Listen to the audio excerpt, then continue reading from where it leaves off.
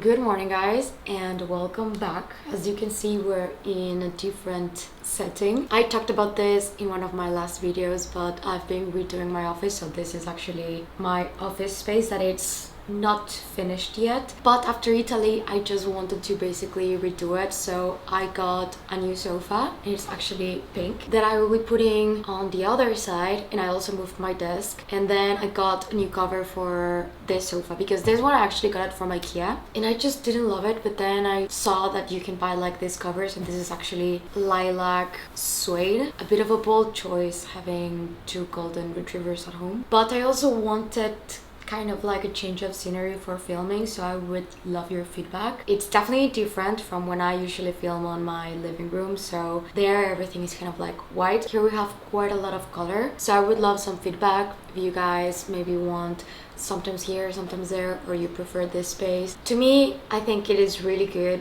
mentally wise to film in different spots because it feels a little bit fresher. But I'm gonna stop yapping and we're gonna get into the video. I wanted to wait for the first half of the year to film this, which is basically de-influencing you on the most popular bags of 2026. And here I'm going to include bags that I was maybe I can be interested in them, but they just might not be the smartest thing to buy. There's definitely some of them that I just think that they're overall not worth it. If you own any of these handbags, if you're saving, have them on your wish list. This is just my opinion, and in terms of what I find to be practical for me, what I think is going to be maybe a bag that it's going to be sticking around for quite a while instead of just like a super trend that comes and goes quite quickly, which is something that has been happening quite a lot lately, especially with Chanel. So with that being said, I also wanted to show you some new pieces that I got from Gingiberi. So they actually launch new pieces that are very different from anything that I've gotten before, but once I show you guys, you're gonna absolutely understand why I decided to go with this ones. Everything from Gingiberi comes with its certificates and literally all the paperwork that you may need. So starting with the Naia, this is a stunning necklace. The pearls are Baroque, so they're basically a little bit irregular, which is something that I really love about them. It has like a very bohemian vibe to them. I'm gonna do close-ups on all of the pieces, but you can see you can put it on with this beautiful clasp. I really think that this for the summer is just such a unique piece that also feels like kind of lived in. And now something new that Gingiberi is doing is like these charms that you can add to your necklaces. You can add them to this one, of course. I think I prefer to wear this one cleaner. It's going to be like the perfect summer look, so I got this one that is called the Dawnlight. So this one you can actually wear it as a regular necklace or also in a Y shape, which is something that I always appreciate, to have like versatility with the pieces. And I wanted to add the charms. The Downlight is made of Aurora pearls and 14 karat solid gold. So this one is called the Garnet in Ember. It is a cushion cut garnet with this tiny diamond accents. And then we have this one that just like screams princess to me, and it's called the Sapphire Dusk, and it's an oval cut sapphire. This is the September birthstone. So we're gonna be adding them to the necklace and putting them on. You can also do it on the bracelet version, and they have so many different ones. These were just the ones that I chose, and I think that I eventually want to get them all. You can just clip them in and basically start collecting them, because I don't know, I feel like it's going to look so like princessy. I don't know if that's the word. So this is how it looks with two add-ons. Imagine how stunning it's going to look when you add literally all of them, which is something that I might end up doing. And you can add them to literally everything. This necklace too. This is the bracelet version. It's called the Aile. I would say that it's like a barely there piece, perfect for stacking with pretty much anything that you want. And this is how it looks like. You can absolutely also add the charms to it and make it like a stack. I just need Polo's help to put it on. I always try to get it on with one hand and it's almost impossible, so I always end up asking Polo for help. Done. And the last piece, that this one I am so happy about, because the Honeymoon Duo is a pair of earrings that I've loved for such a long time, and they made a new version. These ones are called the Gilded Duo, and it's basically pearl on one side and gold on the other. So you can really wear them on either side. That's something that I really love about these ones. But as you can see, one side is pearl and the other one is 18 karat solid gold. I personally prefer to put the pearl on the front, and they're so comfortable to sleep in because the back is rounded, so they're not gonna be stabbing you. They're just very elegant, but at the same time an everyday type of piece. And I really love the fact that they implemented gold. I am a really big fan of this collection. They also have aquamarines like the sea salt and the lagoon. All of the pieces are gonna be linked in the description box down below, and you can always use my discount code, which is LU15, which gives you 50% off site-wide, and it's actually stackable with the sale that they have right now. It's their anniversary sale, so I would definitely take advantage of that. Now, before we go into the bags, I'm gonna have to bring the fan, so I'm so sorry if you guys hear it, but it's so hot here in Barcelona that if I don't have the fan literally hitting me, I feel like I might suffocate, because the humidity and the heat, even though it's not like as bad as many places in Europe, the heat wave has been brutal. But yeah, I'll be right back. Okay, so let's get into the bags, and I think I'm gonna start with Chanel. I've already talked about the Preppy Coco quite a few times before. From the beginning, I was not the biggest fan, just because I felt like the bag was designed and halfway through the process they just stopped. I really don't know what Oli wants, but he's just like in the way. He might just want to get in the sofa. Yeah, he just wanted up. Okay, so it's going to be the two of us here.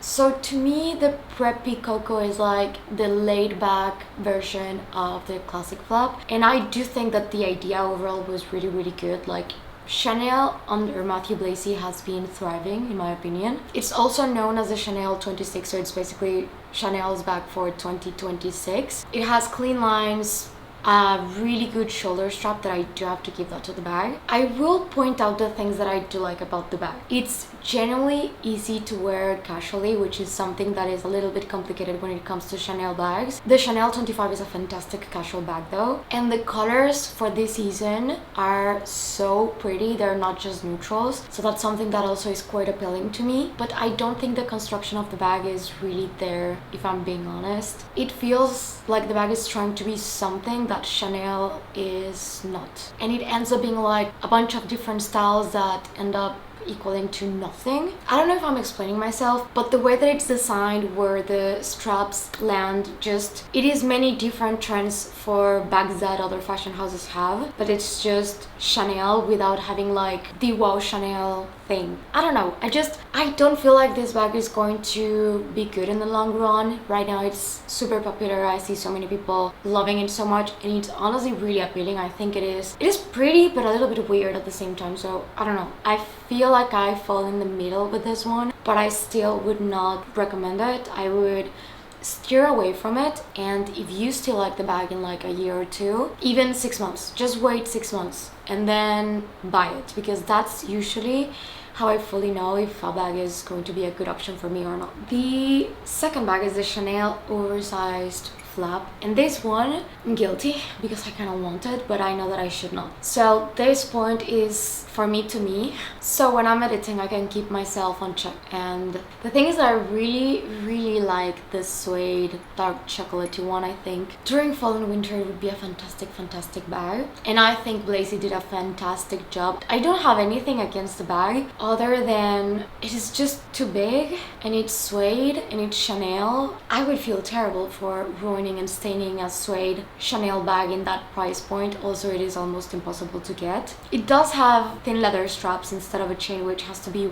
comfortable, and the proportions are more equal to like the XXL travel flap, which is a bag that I've been wanting for a really long time. Now the thing is, I've wanted to get the XXL for years. Anyone that has followed me for quite a while, you will be very familiar with my debate of wanting that bag, and I've never really gone through with it, and I think that's for a reason. So I think that as much as I love massive slouchy bags, this one might not be it, because it has a flap. I might need something that is a little bit easier access, and I will find it fussy, and maybe it is big but it's not going to fit a lot. And I'm saying all of this without ever trying the bag on or seeing it in person, because it is impossible. Do I think this is going to become a classic? Honestly, no. Do I think that if you're someone that really likes big bags and just really like the vibe, get it. Like, it is absolutely beautiful. I would love to hear your thoughts on this one, guys, but I just feel like right now the hype is insane. Eventually it's going to die down, and it's just going to be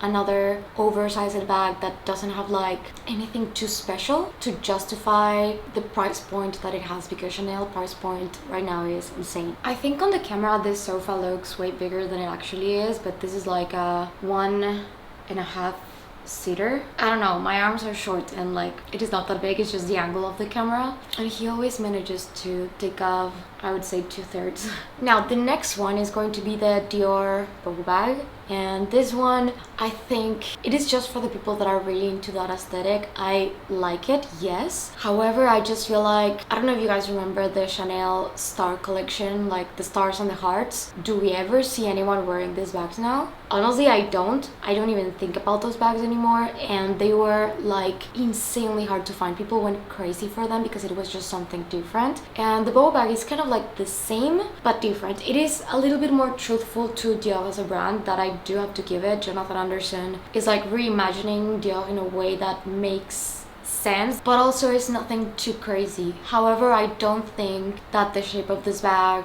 is going to be timeless, because it's not a shape, it is a bow, and bows are very trendy and have been for like 2 years now. If you really like the bow collection and everything that it has been releasing, there's charms, there's so many different things that are so cute. I just feel like even though I like it, I would use it for 1 year, maybe 2, and then I would maybe not like it as much anymore. Now this one is a little bit better, but I do think that we need to talk about it, and it's the Dior Seagull, and it's like the new classic for Dior. I really like the design. To me, this is like the capucines for Dior, even though I feel like they already had the Lady Dior, so was it necessary or revolutionary? I don't think so. It is actually named after the 1952 Dior dress with like the cinched waist. I don't know, we're throwing a tantrum here. Do you want up again? Do you just want pets? And mind you guys, Marsha is just laying there in front of me on the floor because the floor is colder. He doesn't care if he gets hot, he just needs to be. You also really like the camera, right? So it is actually named after the 1952 dress that was cinched on the waist. And you can see that it reflects into the shape of the bag quite well. And we've seen it on Taylor Swift, Ariana Grande, Charlie XCX. The craftsmanship of the bag itself, it is quite impressive, I'm not gonna lie. Like, this is a very complex bag to make, and that is there. However, I don't like the fact that it only has one handle. It just looks very similar to the Louis Vuitton Capucines. The one thing that I do have to give it is that I know that Jonathan Anderson is gonna bring very cool versions, very whimsical. I really love the fact that he pulls from the archive instead of designing something completely new, so I like it. However, if he releases, let's say, a pattern that just really speaks to me, it's absolutely stunning, and he releases it in the Seagull and in the Lady Dior, I am always going to stick with the Lady Dior, because I don't know, I love it. It has 2 handles. I don't know why the one handle doesn't really do it for me, and also like it doesn't really feel like a grab and go. It feels very formal. So those are my reasons to say hold off and don't really go for it. Unless you find one that is like super unique and beautiful, then I understand. Now this bag I feel like is being deliberately undone for quite a couple of years, and it's the Loewe Amazona 180. I really like the bag, do not get me wrong, but I just don't feel like it's a good purchase. This is the type of thing that if I found in my grandma's closet and it was vintage, it would be like amazing, but I don't see myself going and buying it to the store. I really like the idea of the undone thing that is like open, but at the same time having my bag open is not something that is practical or safe for me, so it kind of defeats the whole purpose of the bag. This was reissued for Loewe's 180 anniversary, that's why it's the Amazona 180, and it's basically the same shape as the original, just a slouchy version, which is very on trend for bags in the last couple of years. Points that I do want to give the bag: the interior is stunning. I really like the fact that it has removable straps, and the craftsmanship underneath the whole styling gimmick is absolutely unreal. It is being pushed really hard as the next it bag, but I don't think that it will be. I do feel like as much as I like it, it's not practical, and I will not wear the bag undone because it is just not practical for me, defeats the whole purpose of the bag. Therefore, I don't really feel like it's worth it unless this is not really a worry for you. The Balenciaga Rodeo. This is the one Balenciaga bag that I've liked, I would say, ever. Like, I've never really liked any Balenciaga bags or Balenciaga as a brand in general. I would not buy it just because it is Balenciaga, but going more into like the design of the bag itself. It's this wide rectangular type of briefcase, very similar to the Kelly. I would say that it's like the slouchy, undone cousin of the Hermès Kelly, and you buy it kind of like already lived in. Like, this bag looks distressed and slouchy, and you're also meant to wear it open. I really liked it. I have a couple of friends that have it, and I just don't feel like the bag is worth it. The quality of Balenciaga is good, but it's not the best, and I feel like the fact that the front compartment is designed to droop open. I also don't love the idea of paying full price for a bag that looks very worn off, just like Golden Goose sneakers, for example. I've always been of the idea of that being quite silly. Like, the point is that you get to wear things. Like, I'm all for like vintage finds. Like, I would say that a really good portion of the things that I have in my house, furniture, decor, bags, shoes, clothing, many of them are vintage, but buying purposely something that already looks very worn, it is quite strange to me as a concept, and I'm not really into it. And it actually launched since 2024, and I don't really see it being relevant, so I would not really go for it, but that's just my personal opinion. Now, the Chloe Paddington is a bag that I do really like, but I would never ever buy because it is so heavy and unpractical, and I have a friend that has two. I've tried the bag. I love the vintage aspect, and you guys know that I adore Chloe. Like, the brand is probably my favorite one, especially when it comes to clothing, and I really love their bags too. And this was the It bag in 2005. It's part of this massive Y2K trend wave that we have. It was brought back by Kamina Kamali during the winter collection for 2025. It is a very iconic bag. It is a little bit lighter than the original version, but it's still so genuinely heavy. Like, yes, you have quality on that hardware, but at the end of the day, like, I already put so much stuff in my bags that I just don't want such a heavy bag. That it's not because of the leather, and it's not because of how big it is, and it's just due to the hardware. So that is why I don't think I would ever go for it. Even though they're releasing like the mini version with like pastel colors for the summer, it is still going to be a no because it is just such a heavy bag. I don't know. Now, this bag I've always been very open that I don't like, and it's the Balenciaga City bag, and it's making a comeback. I've never liked the bag. It has this like shiny crinkled leather. It has a very specific look. Nicolas Guesquière designed it in the 2000s, and it's kind of coming back in the same nostalgia as the Paddington and so many bags that I've talked about. It's crazy to see how many of these are revivals from classic It bags of the 2000s. I just don't think it's a pretty bag.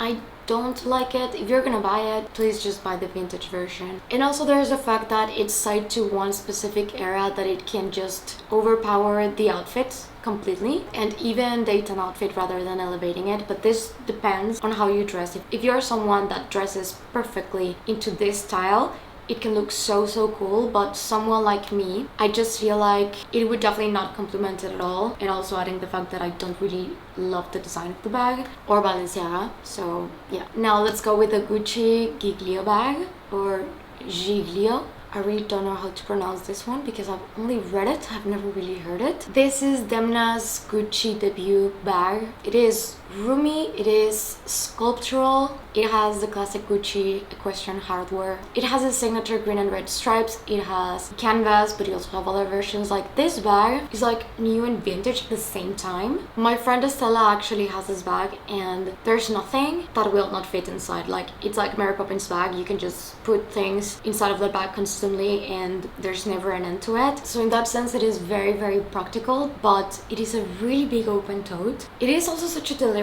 pivot away from the quiet luxury because this bag has so many things going on, and that's always kind of been Gucci. However, I do feel like this bag is a little bit too easy and too big for me, and I have the feeling that because it's absolutely everywhere right now, it might be kind of like the book tote. Or do we remember the YSL? I don't even remember the name of that bag, but it was basically the same shape. It was just like a massive YSL tote with a YSL logo. I also don't see that bag anymore. Now this one comes straight from my wish list that we're gonna have to take it off, and that is the Hermès shoulder Birkin, but like the new version, not the vintage one. This one is like a little nod to Jean-Paul Gaultier's original shoulder Birkin, which was actually a shoulder Birkin, so if you want the shoulder aspect of it, definitely go look for the vintage version. So the newer version is basically like an east-west Birkin, like a little bit more elongated and not that tall, with longer straps, with a name shoulder Birkin. So I kind of assumed that this was a bag that you could wear on the shoulder, but then I was informed that